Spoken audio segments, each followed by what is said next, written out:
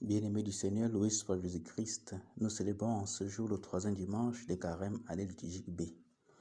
Avec nos églises qui deviennent de plus en plus des sites touristiques, plus que des lieux de prière et de recueillement, avec notre église qui tente à devenir des lieux de commerce où le plus offrant jouit de certains privilèges, où on est capable de trouver des mots pour justifier les déviances de celui qui a plus d'argent et celui qui ne donne pas ou qui n'a rien est damné sans procès.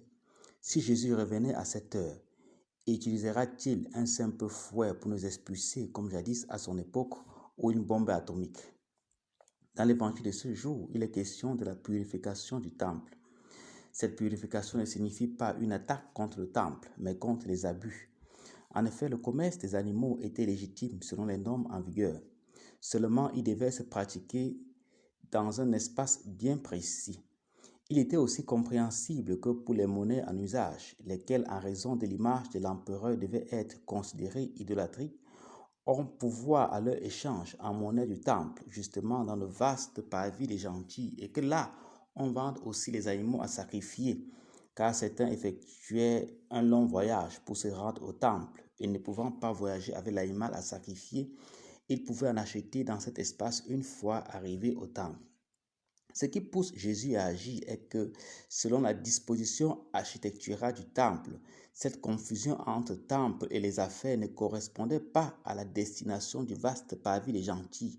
Le commerce se déroulait dans le périmètre sacré. Il y avait violation, profanation du temple. L'acte de Jésus n'est pas de la violence, car la violence n'instaure pas le royaume de Dieu, même pour une motivation religieuse. On n'use pas de la violence pour justifier notre foi ou pour faire passer un message de foi.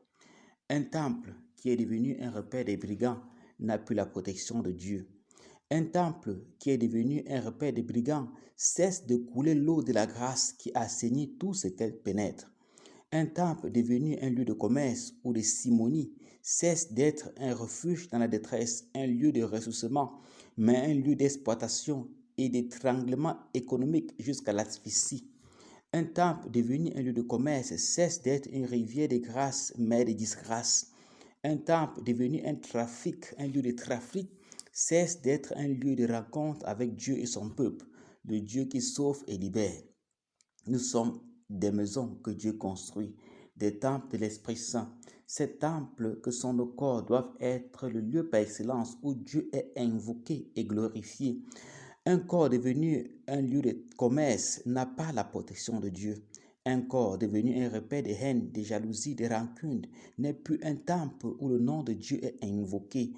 Un corps devenu le lieu de trafic cesse d'être le temple du Saint-Esprit, mais celui de Mammon, le dieu d'argent. Un corps devenu une citerne d'alcool cesse d'être le temple de Dieu, mais celui de Bacchus, le dieu de l'alcool.